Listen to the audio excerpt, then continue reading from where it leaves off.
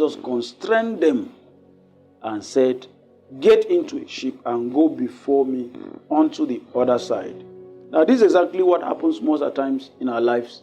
We begin to see wonders, we begin to find a life of ease, we begin to see things working for us.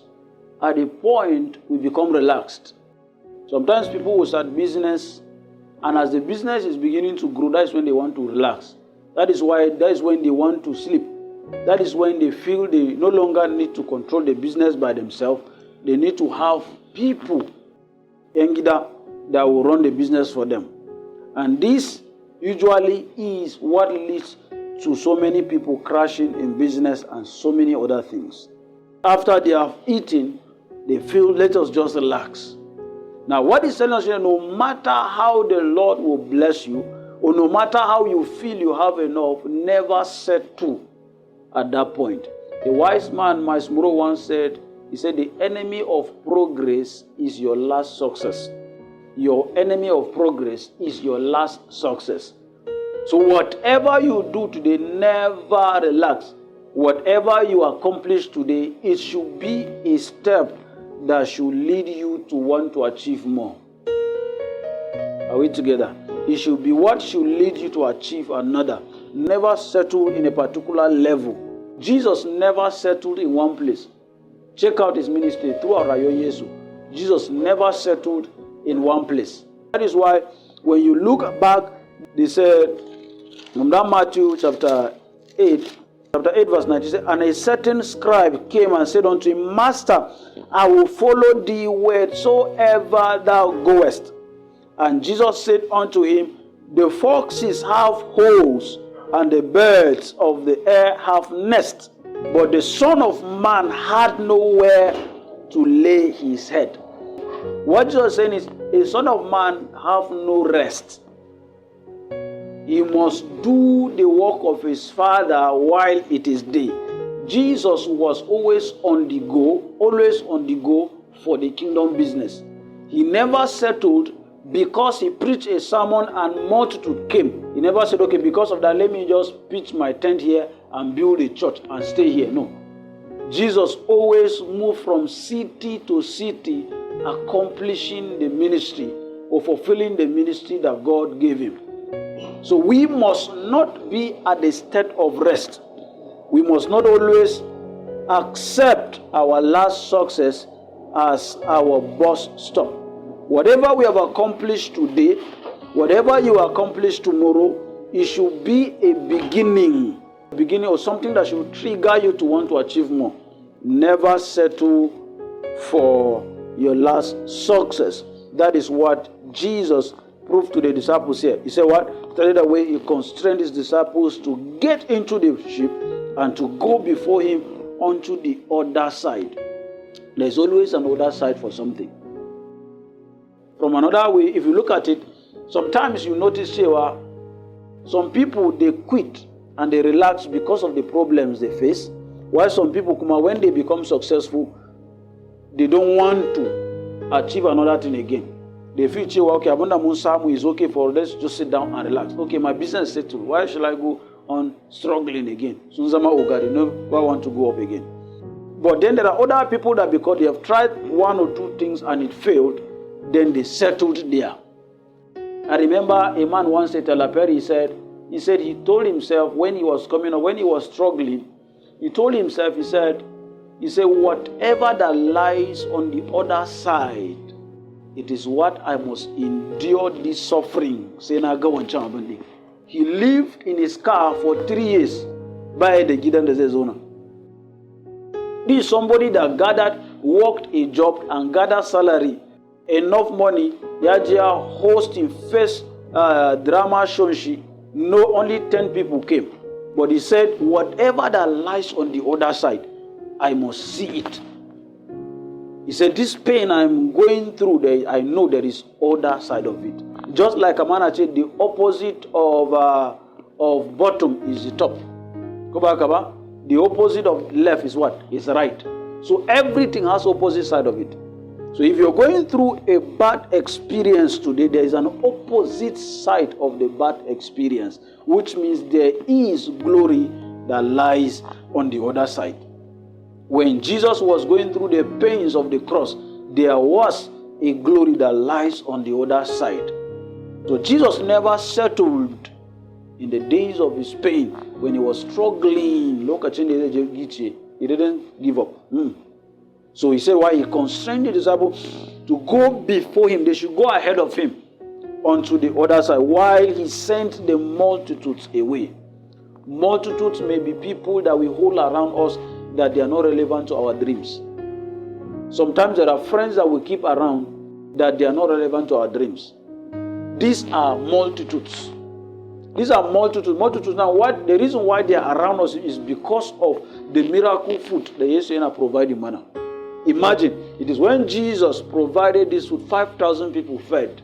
But when it is about time to cross to the other side, only how many people? 12. There are multitudes that will always come around if you are successful. And there are multitudes around us today when they are, another word we used to call it parasiting. There are people around us today that are parasiting. These people are the multitudes. These people are the multitudes. And this multitude are around us because of the miracle bread and fish that Jesus is providing us with. Are we together? Now, whenever there is no miracle food, fish or bread, these people will not be there.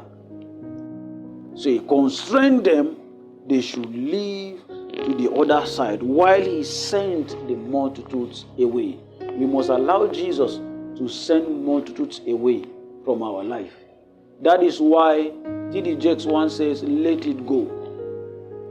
When people walk away from your life, you say what? Let them go. You say your destiny is never tied to anyone that left. Sometimes the multitude in our life, we don't need to. We won't even know what they are, just multitudes there. We won't know that they are not relevant in our life until we allow Jesus by himself to take them out of our lives. Because he says what? He sent the disciples to go out of him while he stayed behind and send the multitudes away. And when sometimes he's doing this thing, it may not make sense to us. We may think among these people, they betrayed us, or maybe we think, let's say these people hurt us. Maybe it might be a relationship. It may want to end. Let it end. Maybe Jesus himself is the one that is what? He's sending this person away out of your life. Sometimes there are opportunities that may come to you. If they are not opportunity brought by Jesus, let Jesus send it away. Commander, I told us this year God is going to do anything possible to move us from where we are to where he wants us to be. And Jesus moving us to where he wants us to be is not going to be a smooth thing for us. Some of it is going to be just like I saw. It was like young men sitting on a chair, on a desk like this, and then there's an empty desk in the front, and then the teacher was telling them they should move to the empty desk that was before them, and the student, they refused. So what happened is one of the students on this chair now was holding water in his hands. Then the water splashed and sprinkled on the chair they were sitting on. So they could not be able to continue sitting on that chair. So they had to move because so they have to leave the chair and move to the what? To the chair that the teacher was telling them to what? To move to. At first, they soon killed him. So this is exactly what Jesus says. There are some people that are seated or they are in a position where he wants them to leave, but they never want to leave. So this year is going to cause any kind of trouble to them that will make them leave that place so that they will go to where he wants them to be. So we have to let Jesus to send the multitude away. People that are not relevant, relationships that are not relevant, some partners that are not relevant, partnerships that are not relevant in our lives. Jesus, we should let him to send these people away. And when he has sent the multitudes away, he went up into a mountain apart to pray. And when the evening was come, he was there alone. Are we together? He sent the multitudes away. And there's another thing I want us to understand here, Shine. Why is it that when the time come for them to cross to the other side, Jesus had to send the multitude and then go with only 12? What Jesus is saying here, Shine, we don't need the whole world behind us to reach to our destiny. These were the 12 faithful people that Jesus worked with. There are more than 10,000 people that followed him in his days. But when time came, persecution came, there was a time he did a kind of teaching, Lucas Nwasi, only the 12 remained. And then he asked them, why haven't you go? Won't you also go? Sukacheme, where shall we go to when you have the what? The word of life. What Jesus is saying here is that we don't need the whole world backing to reach our destiny. Meanwhile, if we check out most of the times, not everybody believes in us. People doesn't believe in our dreams. People doesn't believe in our future. They don't believe in our destiny. But we must find those people that believe in ourselves, like the 12 disciples of Jesus, that they were the only people that believed in Jesus. When everybody left, where shall we go? When you alone, you are the one that has the what? The word of life. You need to have friends like that knows you. And they knows what you carry, and they knows your destiny is bright. They knows your future is bright, and they are ready to stick with you even if the multitudes have gone away. We don't need the whole world. We don't need the multitudes to reach to our destiny. That is what Jesus showed us in this place. He sent them, and then he goes to the other side only with 12. Our journey to destiny, we need 12 faithful and 12 reliable friends. Only. It might not be 12. Just few. Not everybody.